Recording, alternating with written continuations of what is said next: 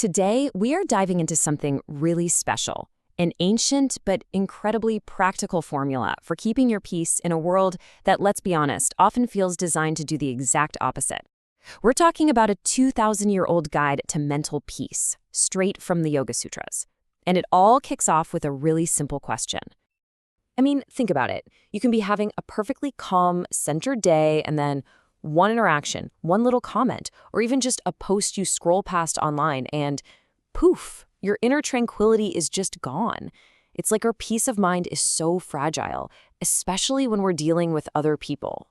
So according to yogic philosophy, these knee-jerk reactions are like 4 specific locks that just snap shut on our minds. You see someone succeeding, and that little sting of jealousy, click, that's a lock. You see someone suffering, and you feel that urge to just turn away, that aversion, click, another lock. Someone's doing something genuinely good, and you feel cynical or envious, click. And of course, when we see behavior we think is wrong or harmful, anger slams that door shut. Each one traps our mind and throws us off balance. But what if you had a set of master keys for those locks? Well, that is exactly what the sage Patanjali offers in his Yoga Sutras. It's a timeless toolkit designed for these exact situations, to keep your mind calm and clear no matter who you run into. And this is it, Sutra 133, right here in the original Sanskrit. Before we even get into the translation, just take a second to appreciate the beauty of this. It's an entire, powerful formula for peace, held in a single elegant sentence. So the whole point of this practice, the ultimate goal, is to achieve something called citta prasadanam. You can think of it as the pristine, default state of your mind. It's that undisturbed calmness, that clarity, that serenity. It's our natural state, really, but we have to actively reclaim it from all the mental noise, from our daily reactions. And here they are, the 4 keys laid out in plain English. For every single one of those locks, there's a specific key. Friendliness when you see happiness, compassion for unhappiness, joy when you witness virtue, and this really powerful one, uninvolved observation when you see non-virtue. You know, this isn't just about being nice. It's actually a strategic method for protecting your own inner peace. Okay, but here is where it gets really interesting. This idea isn't just unique to yoga.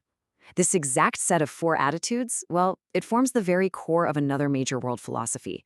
It's this beautiful piece of shared wisdom that really points to a universal human truth. And this brings us to a question that scholars have talked about for a long, long time. Could we be looking at the Buddhist heart of the Yoga Sutras?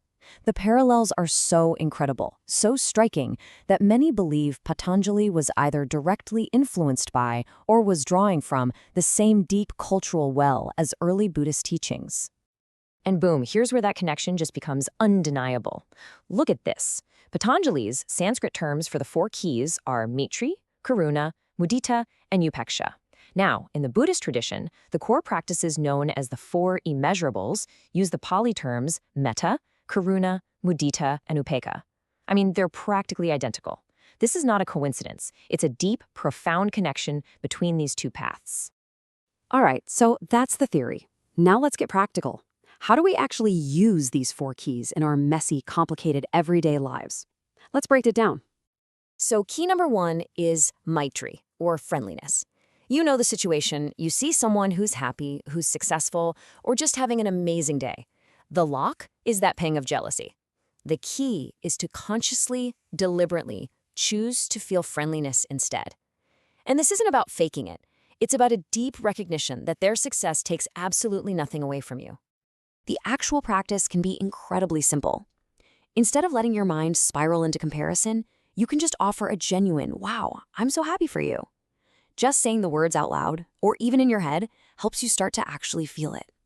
It's a simple act that short-circuits jealousy and keeps your mind feeling abundant and calm. Key number 2 is karuṇā, or compassion. Now, when we see someone who is unhappy or suffering, the lock can be aversion, or it can be a feeling of pity, which actually creates distance. The key is true compassion, which is all about empathy, not sympathy. It's about feeling with someone, not just feeling sorry for them from a distance. And this, right here, is the heart of karuṇā. It's that profound light bulb moment when you recognize our shared humanity. You see someone struggling and you realize that with just a slightly different set of circumstances, their story could easily be your story. That realization dissolves the feeling of separation and allows your mind to stay open and connected instead of closing off.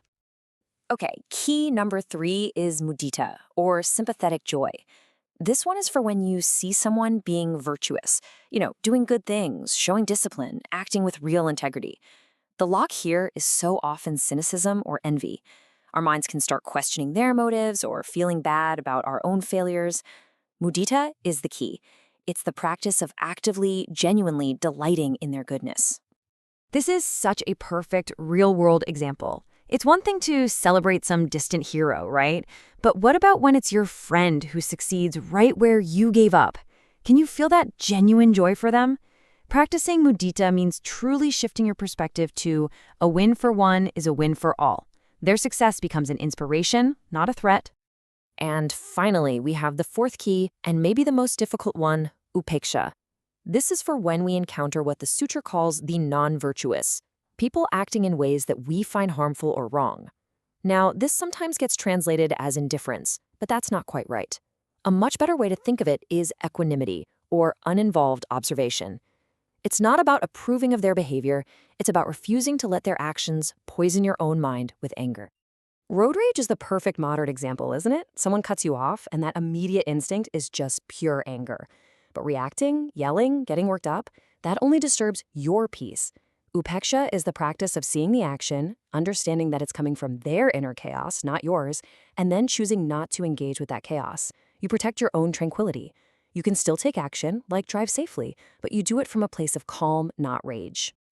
And this isn't just a mental game. We can actually anchor these attitudes in our physical body. Heart-opening yoga poses like camel or cobra can literally create a physical sensation of openness, which helps with maitrī and muditā. Grounding poses like child's pose or warrior two help you feel that stability for upekṣā. And even a simple breathing practice like this one can directly cultivate feelings of goodwill. So, after going through all 4 keys, we finally arrive at the master key, the one big insight that makes this whole thing work. It's a huge, fundamental shift in how we see these interactions. Here it is. The goal of these practices is not to fix other people. It's not about making happy people even happier or trying to single-handedly solve all the suffering in the world. It's not even about trying to reform the people we disagree with. That is not the point at all. See, this is an internal practice for you. You can't control other people, but you absolutely can control your reaction to them. These 4 keys are tools for your own self-mastery. They're like a shield you use to protect your inner harmony, to keep your mind in that beautiful state of citta prasadanam, calm, clear, and totally undisturbed. And that leaves us with one final question to take with you into your day.